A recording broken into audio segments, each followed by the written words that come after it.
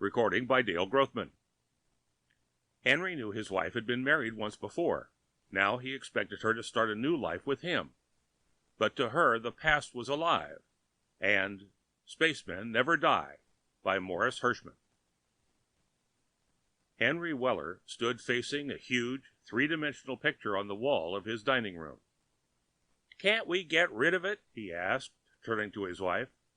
"I mean, with all due respect, of course." No man enjoys coming into his dining room and having to sit at meals and look at a full-size picture of his wife's first husband arriving on Venus. Fair's fair, but such a setup is ridiculous. "No," Phoebe shook her blonde head. "Don Manton loved me, and he was famous. I like to be reminded of the days when my picture was on all the telepapers and my face on so many telescreens." She might just as well have called him a tattered nonentity, though Henry was doing pretty well as a foreman of the local humanoid factory. He was stopped from reminding her by Phoebe saying she'd leave for a bit of shopping. She left abruptly. Henry watched her take off from the roof of their two-story fibroid house and went back to the dining room. Now even his warmest admirers would give in that he had a streak of stubbornness in him a mile wide and 6 miles deep. Henry took the three-dimensional monstrosity off the wall, holding it hard by thumb and forefinger on its Luminex frame, and prepared to say goodbye to the picture of Don Manton.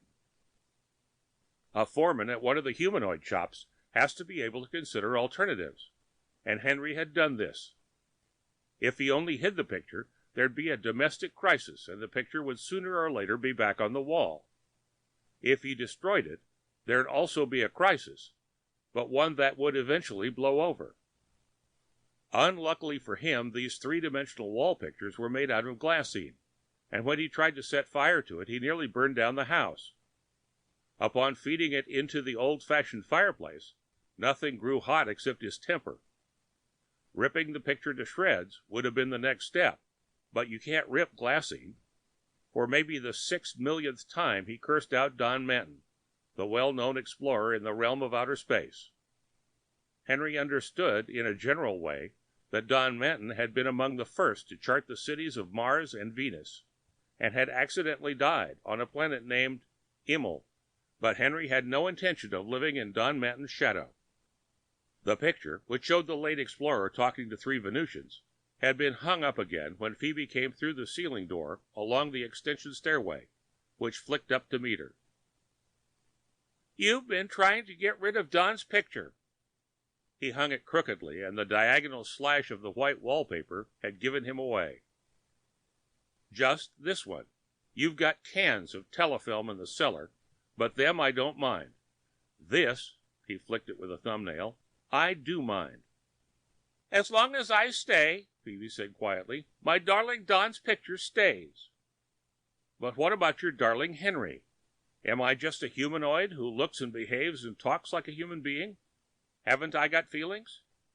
Henry strode around the room, hitting the fibroid floor like a prehistoric monster on a sandpaper bridge. "Either the picture goes," he said finally, definitely, "or I go." Phoebe shook out her blonde hair, letting it fall about her shoulders. "Too bad." Inside an hour he had packed his suitcases. Phoebe cried bitterly, but wouldn't budge about the picture. He put up at his club and went to the bar and was gobbling down something called pressurized scotch when he heard a noise back of him. "Get away from me," said Henry, who was quite a few over the traditional 8 by this time. "I've had enough of Don Manton, let alone his helpers." Steve Roggs had taken a couple of trips with Manton, was tall and thin as a bar stool, and with a spaceman's ability to think fast when he had to. Loudly, he ordered a Venus whiz, explaining to the disgusted Henry, "After the barkeep mixes the drinks, he melts the swizzle stick and pours it in too." He gulped the stuff down gratefully and then said, "Tell me your troubles, Hank." Henry did. Speed Roggs looked disgusted.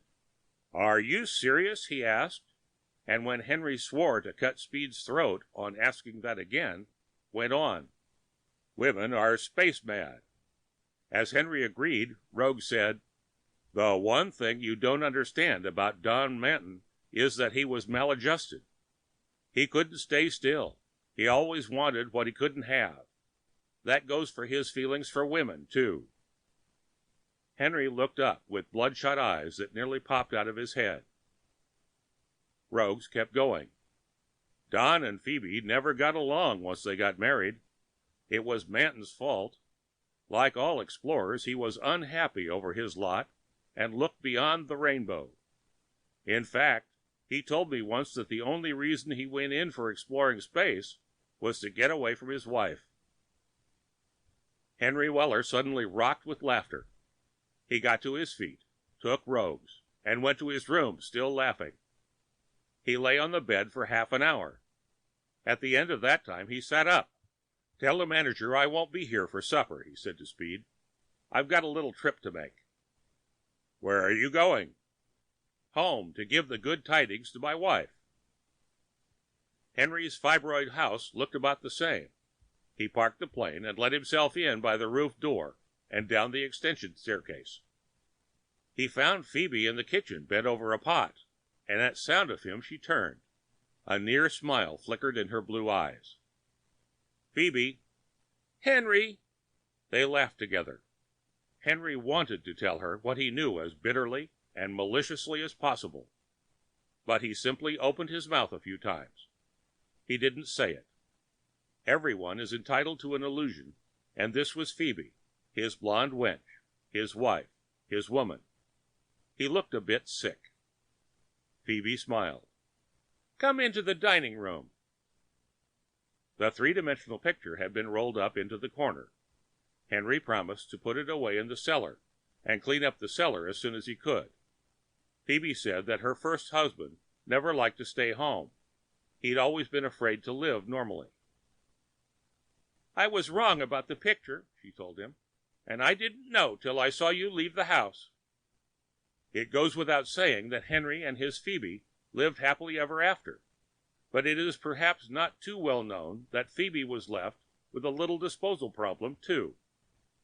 She had a rough time finding a buyer, in secret of course, for her brand new humanoid, who looked and behaved and talked so exactly like the well-known flyer, Speed Rogues. The end of Spacemen Never Die by Morris Hershman.